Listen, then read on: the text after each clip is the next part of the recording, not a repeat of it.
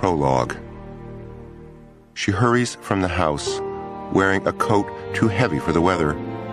It is 1941. Another war has begun. She's left a note for Leonard and another for Vanessa. She walks purposefully toward the river, certain of what she'll do. But even now, she's almost distracted by the sight of the downs, the church, and a scattering of sheep, incandescent, tinged with a faint hint of sulfur, grazing under a darkening sky. She pauses, watching the sheep and the sky, then walks on. The voices murmur behind her. Bombers drone in the sky, though she looks for the planes and can't see them. She walks past one of the farm workers. Is his name John? A robust, small-headed man wearing a potato-colored vest, cleaning the ditch that runs through the osier bed. He looks up at her, nods, looks down again into the brown water. As she passes him on her way to the river, she thinks of how successful he is, how fortunate to be cleaning a ditch in an osier bed. She herself has failed. She's not a writer at all, really. She's merely a gifted eccentric. Patches of sky shine in puddles left over from last night's rain. Her shoes sink slightly into the soft earth. She has failed. And now the voices are back, muttering indistinctly just beyond the range of her vision. Behind her, here, no, turn, and they've gone somewhere else. The voices are back, and the headache is approaching as surely as rain. The headache that will crush whatever is she and replace her with itself.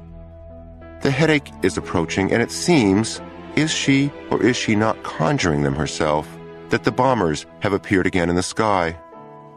She reaches the embankment, climbs over and down again to the river.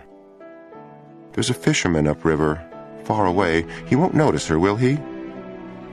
She begins searching for a stone. She works quickly but methodically, as if she were following a recipe that must be obeyed scrupulously if it's to succeed at all. She selects one roughly the size and shape of a pig's skull.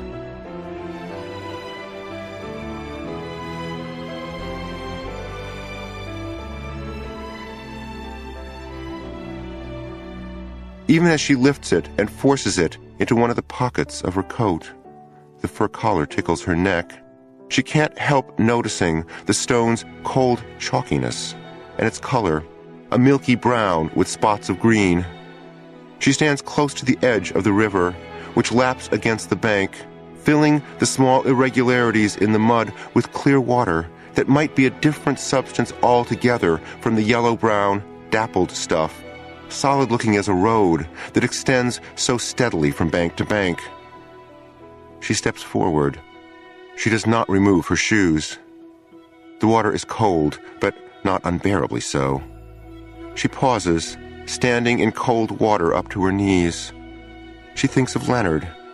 She thinks of his hands and his hair, the deep lines around his mouth. She thinks of Vanessa, of the children, of Vida and Ethel. So many. They've all failed, haven't they? She's suddenly immensely sorry for them.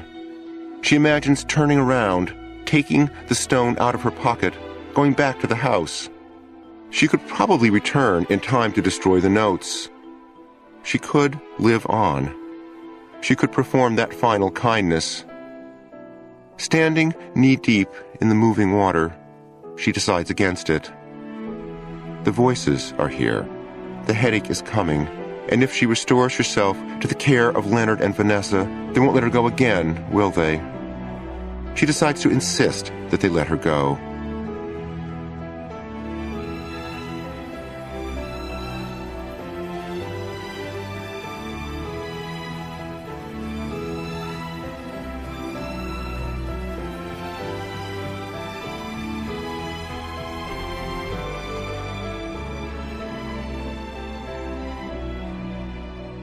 She wades awkwardly. The bottom is mucky, out until she's up to her waist. She glances upriver at the fisherman, who's wearing a red jacket and who does not see her. The yellow surface of the river, more yellow than brown when seen this close, murkily reflects the sky. Here, then, is the last moment of true perception. A man fishing in a red jacket and a cloudy sky reflected on opaque water. Almost involuntarily, it feels involuntary to her, she steps or stumbles forward, and the stone pulls her in. For a moment, still, it seems like nothing. It seems like another failure, just chill water she can easily swim back out of. But then the current wraps itself around her and takes her with such sudden, muscular force it feels as if a strong man has risen from the bottom, grabbed her legs, and held them to his chest. It feels personal. More than an hour later, her husband returns from the garden.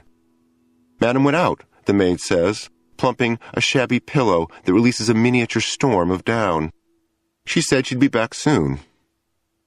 Leonard goes upstairs to the sitting room to listen to the news. He finds a blue envelope addressed to him on the table. Inside is a letter.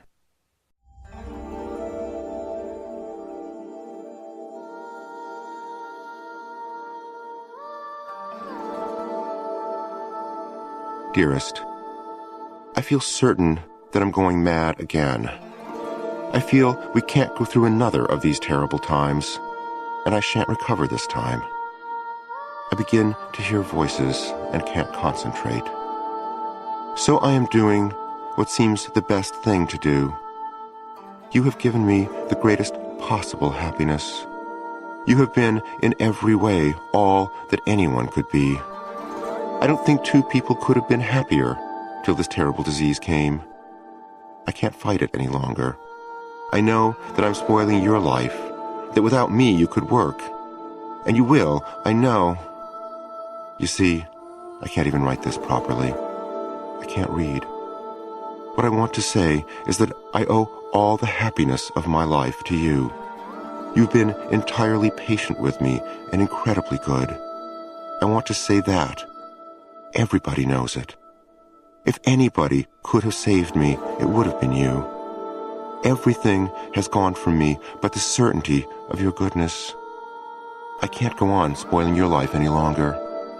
I don't think two people could have been happier than we have been. Leonard races from the room, runs downstairs. He says to the maid, "I think something has happened to Mrs. Wolfe. I think she may have tried to kill herself. Which way did she go? Did you see her leave the house?"